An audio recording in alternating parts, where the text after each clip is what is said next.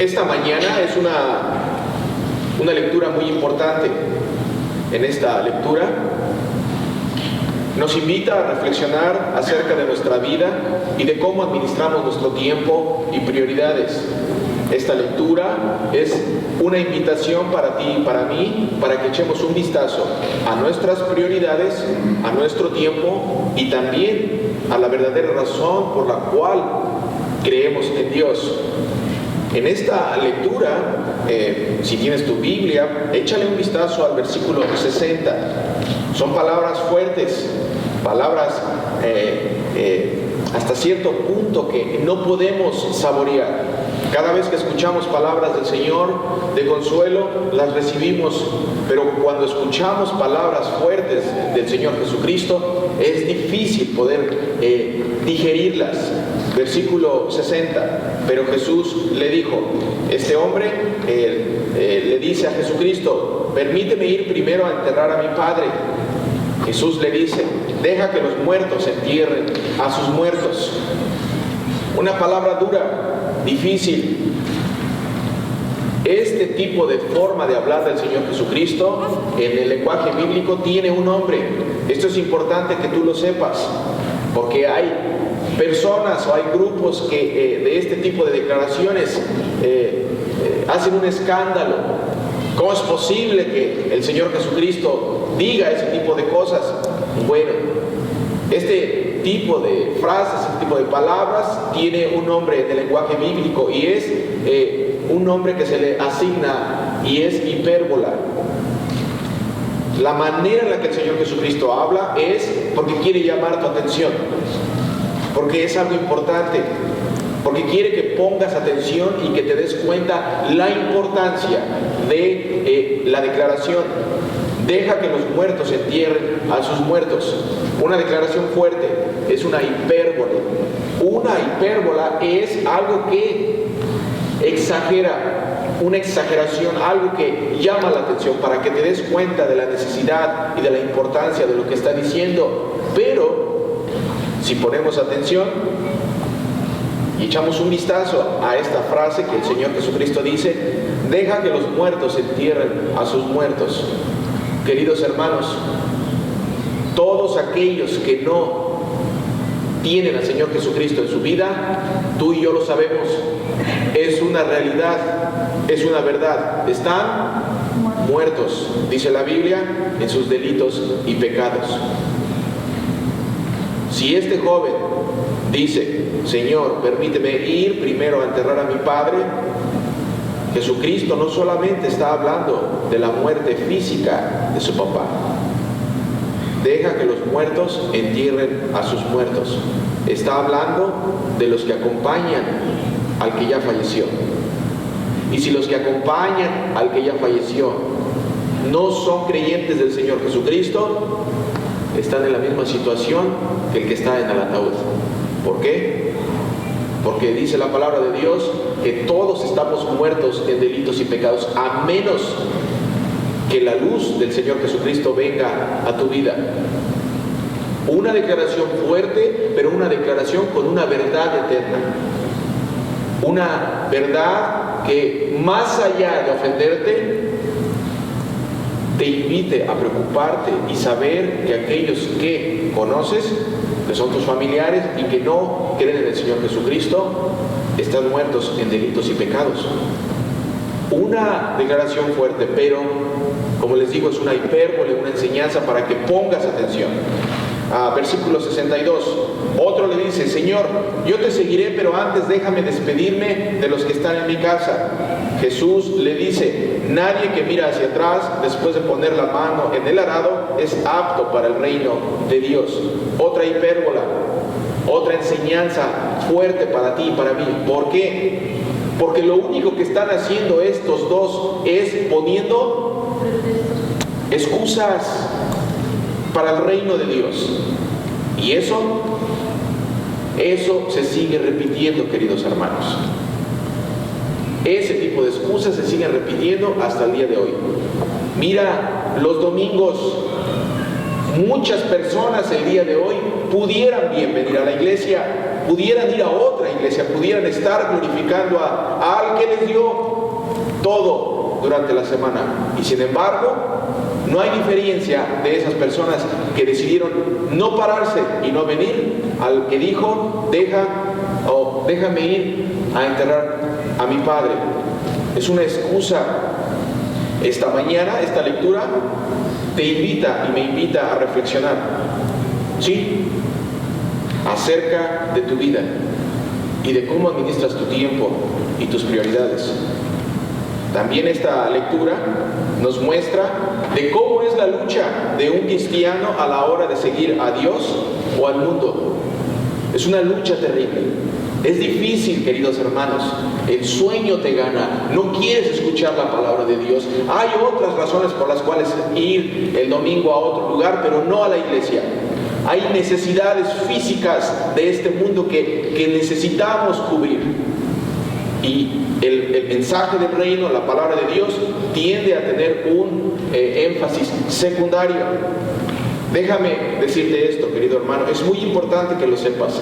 Y esto es una frase que ha tenido impacto grande en mi vida desde que la escuché en el seminario.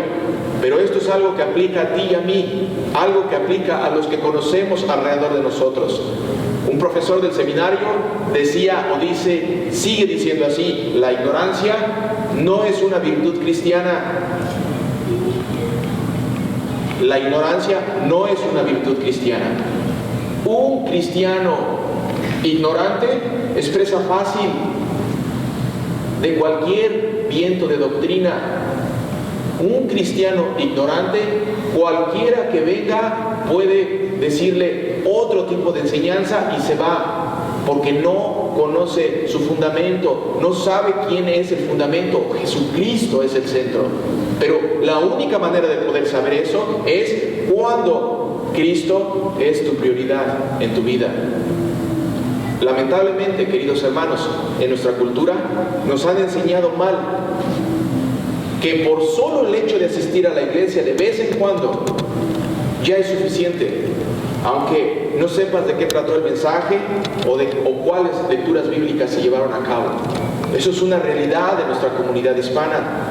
Otra vez, la ignorancia no es una virtud cristiana. Eso no aplica a ti y a mí. Es imposible. ¿Cómo vas a presentar defensa del Evangelio si no sabes lo que Dios ha prometido para ti? ¿Cómo vas a recurrir a Dios cuando estás enfermo o alguien de tu familia está enfermo si no sabes ni siquiera las promesas de sanidad que Dios tiene para ti? Un cristiano ignorante expresa fácil, principalmente del que anda como león rugiente. ¿Quién? El diablo. Por si no lo sabías, déjame decirte esto, que es muy importante. Todos los cristianos estamos llamados a ser discípulos del Señor Jesucristo. Todos. El don de ser discípulo es el don de ser cristiano y es igual, no hay diferencia. De hecho, discípulo viene del griego, y del griego la palabra matetes. ¿Qué quiere decir discípulo? Si alguien te pregunta, ¿tú eres un discípulo del Señor o eres cristiano? Si no sabes contestar, es muestra de que no hay un conocimiento básico de la palabra del Señor. Discípulo, del griego matetes, quiere decir a alguien que está dispuesto a aprender. ¿Qué es lo que está pasando en esta mañana contigo y conmigo? ¿Eres un discípulo? El hecho de estar sentado en la casa del Señor en esta mañana es que estás dispuesto a aprender. ¿Qué hay de tus seres queridos? ¿Qué hay de aquellos que amas y que no quieren aprender? Que no quieren saber y que no quieren ni siquiera tener un encuentro con el Señor Jesucristo. ¿Tú tienes la disponibilidad o no tienes tiempo? Cuando una persona dice que no tiene tiempo, la verdad es que es mentira. Tenemos tiempo. Si solo dedicáramos tiempo, el mismo tiempo que dedicamos al celular, a la palabra de Dios, Eso sería suficiente para tener disponibilidad para ser un buen discípulo del Señor Jesucristo. Ahora, discípulo y cristiano, como te digo, es un sinónimo. No hay diferencia. Si alguien te pregunta, discípulo o cristiano, lo mismo. Soy discípulo y soy cristiano, porque es imposible ser separado. Es inseparable.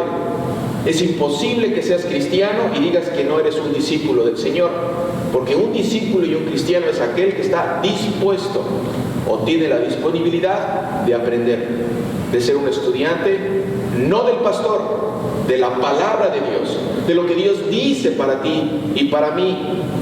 Dice la Biblia en Hechos capítulo 11, 26. Anótalo, es importante que sepas esto. No hay diferencia de cristiano y de discípulo. Mira lo que dice Hechos 11, 26. Durante todo un año se congregaron con la iglesia y enseñaron a mucha gente. ¿De quién habla aquí? Habla de los primeros seguidores del Señor Jesucristo. Primera vez que se le llama a los cristianos discípulo y primera vez que se le dice discípulo al cristiano. Durante todo un año se congregaron con la iglesia y enseñaron a mucha gente. Y fue allí en Antioquía en donde a los discípulos de Jesús se les llamó cristianos por primera vez. ¿Eres cristiano o eres discípulo? Los dos. Es inseparable. No hay manera, hermano y hermana. La disponibilidad nace de un corazón agradecido. Sí. Agradecido por la salud, por el trabajo, por los hijos, por los padres, por los zapatos que traes, por el carro que manejas, pero principalmente agradecido por aquel que te llamó aún siendo pecador. Esa es la principal razón por la cual tú y yo estamos aquí. Lo demás es secundario. El Señor te llamó y te sigue llamando en esta mañana, aún sabiendo que eres un pecador. Importante aquí, querido hermano, como te digo, la palabra dispuesto. Un cristiano o un discípulo tiene disponibilidad a aprender de su Salvador, del Señor Jesucristo. En la lectura de hoy dice el Señor Jesucristo una palabra importante: sígueme. Y por eso empezaron las excusas, porque el Señor Jesucristo utilizó la palabra sígueme. Y en ese momento empezaron las excusas. Esta invitación es para ti. Sí, esta invitación es para ti. Para ti, para ti, para ti, para Brian, para Eric, para todos los que estamos aquí. Es una invitación que el Señor Jesucristo les hace a sus discípulos, pero te hace a ti y a mí. Sígueme. Si reflexionamos en las palabras del Evangelio en esta mañana, queridos hermanos, podemos admitir que ha habido muchas veces que hemos puesto nuestros corazones en las cosas de abajo. ¿Qué quiere decir las cosas de abajo? Las cosas terrenales, en lugar de las cosas de arriba. ¿Cuáles son las cosas de arriba? Las cosas de Dios. Nos hemos amado a nosotros mismos más que a Dios. Hemos convertido a los miembros de nuestra familia, en algunos casos. Hemos convertido a nuestro trabajo, al deporte favorito, a la cama, en nuestro Dios. Si supieras que cuando te acuestas y amanece y te sigues acostado, después de un tiempo estás más cansado que antes. ¿Quién sabe eso? Si sigues acostado en la cama, llega un punto en el cual ya no descansas. Estás cansado. Dios en su sabiduría hasta eso sabe y nos ha mostrado. Pero hay gente que, si supiera, esos que se quedan acostados en la cama, que entre más tiempo duren el domingo acostados, más cansados van a estar, pero los que se paran como tú y como yo, que venimos a la casa del Señor, a aquel que nos dice, vengan a mí, todos aquellos que estén cansados y agobiados, que yo les daré descanso. Otra vez, vengan a mí todos aquellos que estén agobiados y cansados, que yo les daré descanso. Descanso. Cuando venimos a la casa del Señor, recibimos descanso. No solamente físicamente, pero espiritualmente. ¿Por qué? Porque el Señor Jesucristo toma tu pecado y te da su perdón. El Señor Jesucristo toma tu carga y se la pone Él y la lleva a la cruz. Todo lo que el Señor Jesucristo hace, lo hace por ti y por mí. Y todos los domingos pasa eso, queridos hermanos. Versículo 56. Porque el Hijo del Hombre no ha venido a quitarle la vida a nadie, sino a salvársela. Esa es la razón por la cual tú estás aquí en esta mañana. Pero lamentablemente, queridos hermanos, hemos usado pasatiempos y placeres temporales, olvidándonos de las riquezas espirituales cuando venimos a la iglesia. Hemos seguido nuestros propios pensamientos y sentimientos en lugar de la voluntad de Dios en nuestras vidas.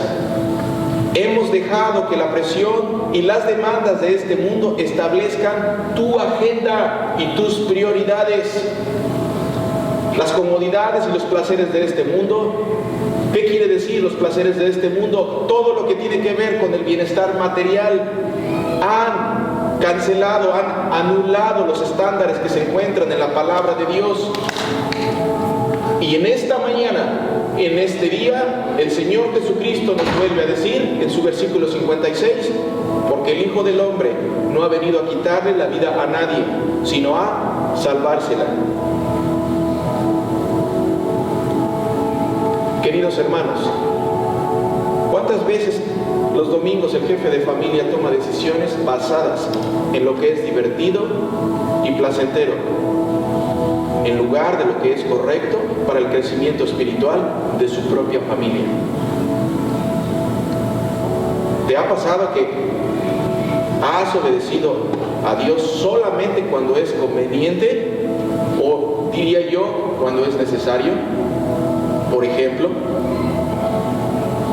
después de que te para la patrulla, empiezas a manejar al límite. Eso ya es estar forzado. Cuando un miembro de la familia está enfermo, o tú estás enfermo, o tienes un problema, en ese momento dices, vamos a la iglesia.